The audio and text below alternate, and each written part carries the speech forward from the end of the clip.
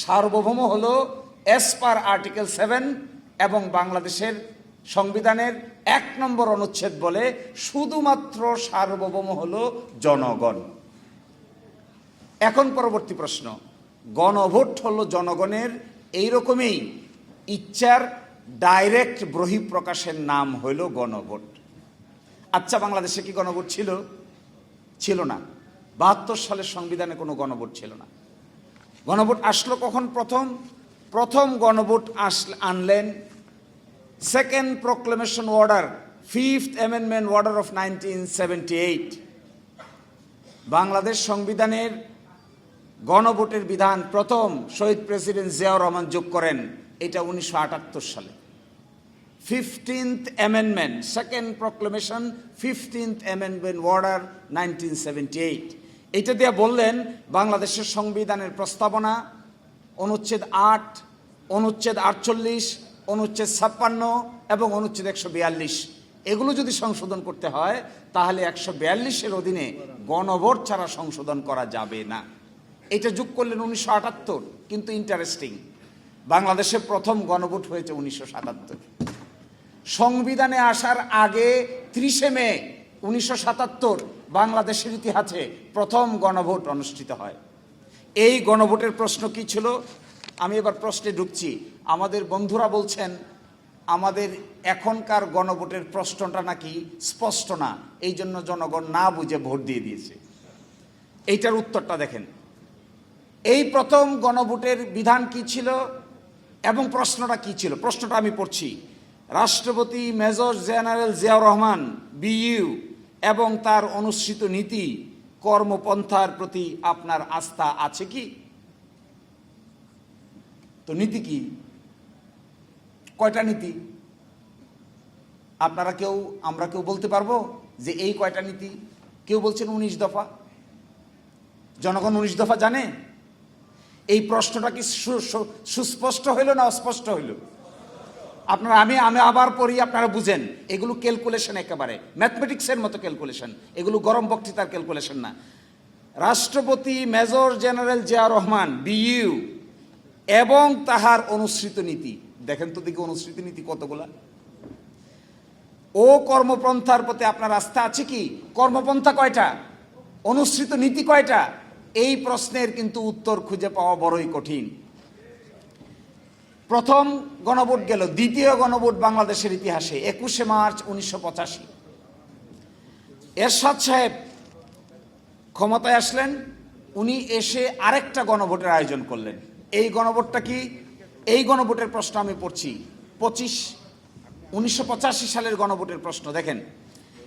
আপনি কি রাষ্ট্রপতি এরশাদের নীতি সমর্থন করেন এবং আপনি কি চান যে নির্বাচনের মাধ্যমে বেসামরিক সরকার গঠিত না হওয়া পর্যন্ত তিনি এই প্রশাসন চালিয়ে যান? তাহলে প্রথম প্রশ্নটা কি? রাষ্ট্রপতি এরশাদের নীতি সমর্থন করেন? তো রাষ্ট্রপতির এরশাদের নীতি তো বহু কিছু, সবটাকেই সমাধান করেন কিনা এই প্রশ্নের উত্তর জিজ্ঞাসা করা হচ্ছে। তৃতীয় গণভোট 15ই সেপ্টেম্বর 1991 সালে বেগম খালেদা জিয়ার আমলে। প্রেসিডেন্সিয়াল ফর্ম থেকে সংসদীয় ফর্ম, পার্লামেন্টারি ফর্মে আসার সময় আরেকটা গণভোট হয়। সেখানে প্রশ্ন কি?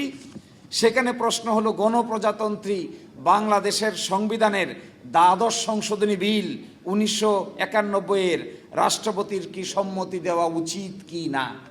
তো দ্বাদশ সংশোধনী বিলে কি আছে? দ্বাদশ সংশোধনী বিলে কি আছে বাংলাদেশের সাধারণ জনগণ জানে? এটা জানা সম্ভব? আমাদের মতো উকিল মুক্তার রাজনৈতিক দলের লোকেরা না জানা সম্ভব।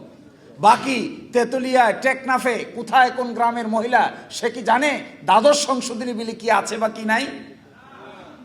তাহলে প্রথম গণভোটের প্রশ্নটা ভ্যাগ, দ্বিতীয় গণভোটের প্রশ্নটা আরো ভ্যাগ, তৃতীয় গণভোটের প্রশ্নটা আরো স্পষ্ট, চতুর্থ গণভোট হলো যা আমরা করলাম। এইটার প্রশ্নটা দেখেন।